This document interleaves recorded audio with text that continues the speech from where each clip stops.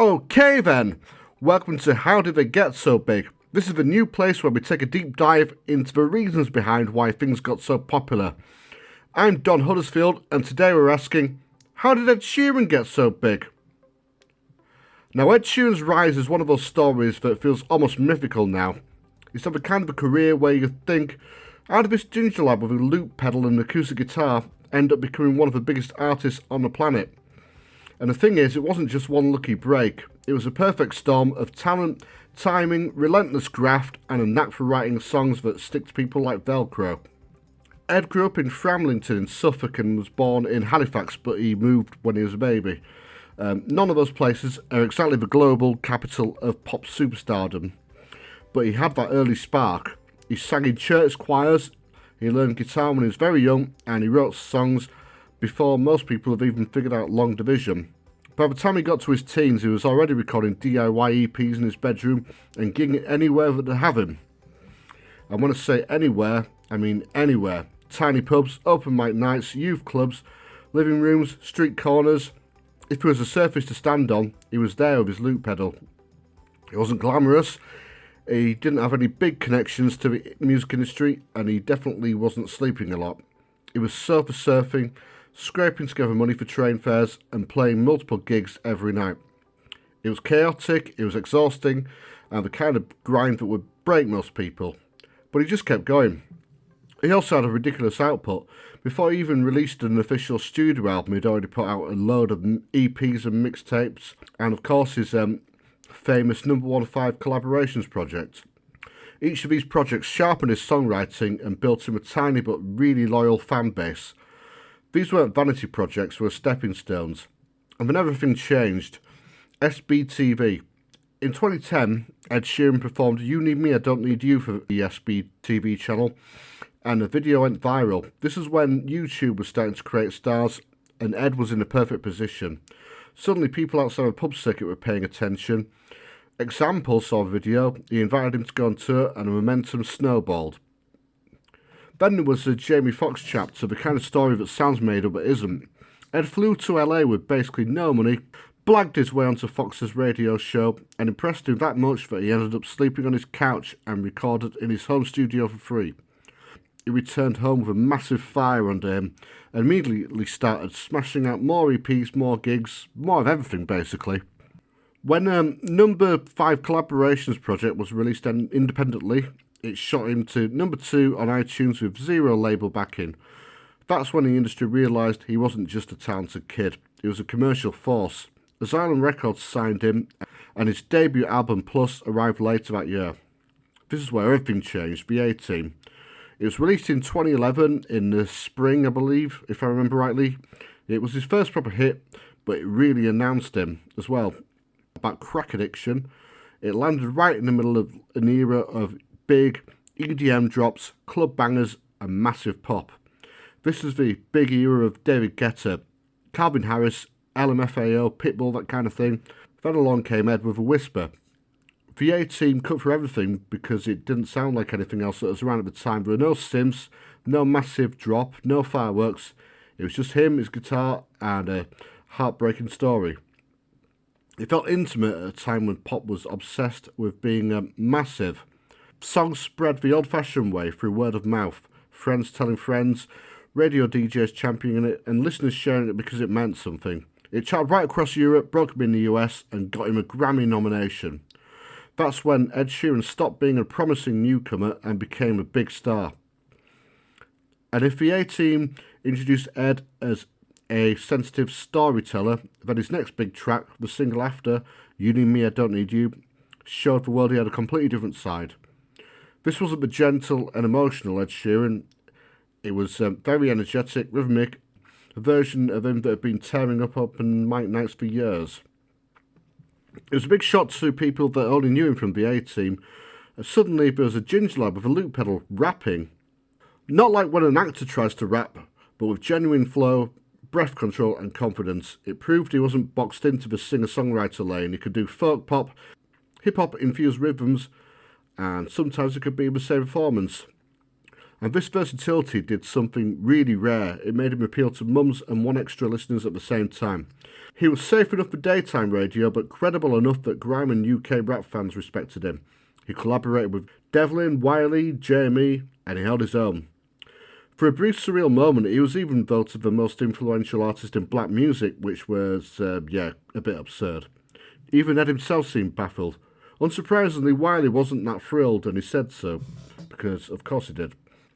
But the point is this: You Need Me, I Don't Need You proved that Ed wasn't a one-note act. It laid the groundwork for his entire career. It showed that he could move between genres, collaborate with anyone, and still sound like himself. It showed that he had ambition, range, and a musical identity that didn't neatly fit into one box. And oh my, those early hits landed. He became inescapable. His songs weren't just charting, they were everywhere. You couldn't turn on the radio without hearing him. BBC Radio 1 played him, Radio 2 loved him, 1Extra played him too, and Capital played him around the clock as well. So did Heart. He was one of the only artists that could comfortably sit on a playlist next to Adele, Stormzy, Coldplay and Calvin Harris without standing out of place. We need to remember how rare this was. Most artists are pigeonholed into one demographic. Ed somehow appealed to all of them. School kids, students, mums on the school run, office workers, club DJs, even a more underground crowd who respected his early grime collaborations. By 2012 and 2013, Ed Sheeran wasn't just popular, he was part of a national soundtrack. His second album, Multiply, came out in 2014 and turned into a global superstar. Thinking Out Loud became one of the biggest songs of the decade and got him Grammys and wedding playlist immortality. The album was the second best-selling record worldwide in 2015. By this point, Ed wasn't big, he was everywhere. And then Divide came out, his third album in 2017. It didn't just break records, it smashed them into oblivion. Shape of You became one of the most streamed songs of all time. The album dominated charts across the world, and in the UK, Ed pulled off something so ridiculous, it almost didn't feel real. He had 16 of the songs in the UK Top 20. This was such a big thing that Greg James apparently lost interest in doing the chart then because he didn't find it exciting anymore. A big part of the domination came from streaming.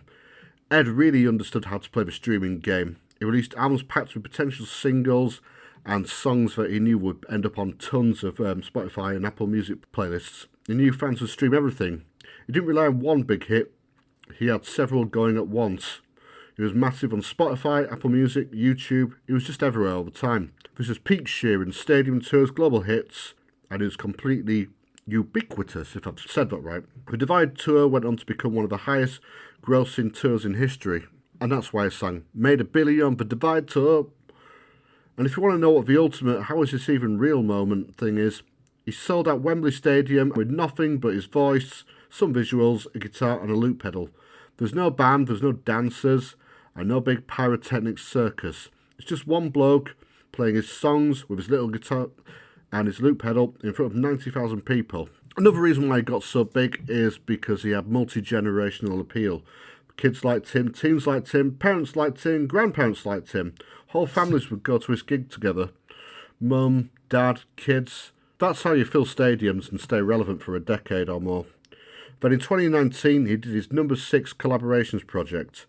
This was Ed Sheeran, the Celebrity Edition. He teamed up with everyone from Justin Bieber to Stormzy to Cardi B.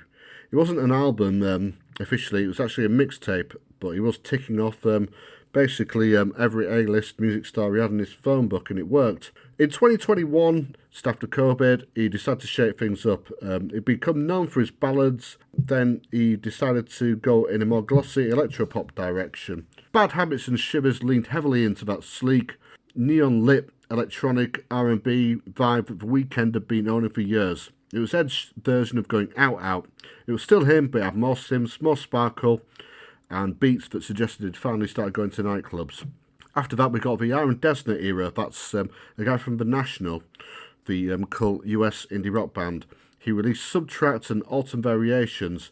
He leaned more into indie folk textures, which were clearly inspired by the sonic world Taylor Swift had carved out with Folklore and Evermore. These records weren't packed with hits, they were softer, moodier and more introspective. And they didn't hang around the charts long, but they showed a different side to him. And then he returned to pop with his album Play in 2025. Again, he didn't have the number 1 singles he used to have. Oh yeah, going back to that, Subtract did have one number 1 single, Eyes Closed, but that didn't last for long on the charts. Again, Play didn't give the number one singles he used to have, but Azizam and Sapphire did stick around and they had Eastern musical influences. As I said, I don't love all his stuff, but I really enjoyed those ones. There's a few other things we need to talk about as well, and you can't talk about his career without the controversy, especially the plagiarism lawsuits. Over the years, he's been dragged into a few high-profile cases, especially over Thinking Out Loud when he was accused of ripping off Marvin Gaye. He fought them head-on, argued his case, and won. Another thing about his influence, he also accidentally created an entire generation of underdressed, emotionally tortured, bloke-in-the-street male singer-songwriters who had acoustic guitars, rolled-up sleeves, and heartbreak. The Ed Sheeran archetype became a staple of open mic nights across the country, or the world. Behind all the success, he's had some brutally difficult years personally.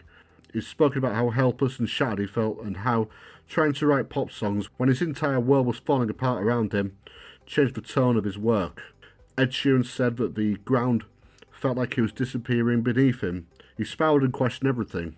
So yeah, his more recent stuff doesn't dominate the charts like Divide did, but he doesn't need to dominate the charts anymore. This happens to most pop stars who dominate the pop consciousness for so many years. It happened to Michael Jackson, it happened to Madonna, it happens to everyone. He's already had the kind of decade most artists can only dream of, and now is in a chapter of his life where he's able to experiment, collaborate, and release music on his own terms. So, Ed Sheeran got so big because he worked really hard, wrote songs that resonated with millions of people across the world, and built a career around authenticity rather than image.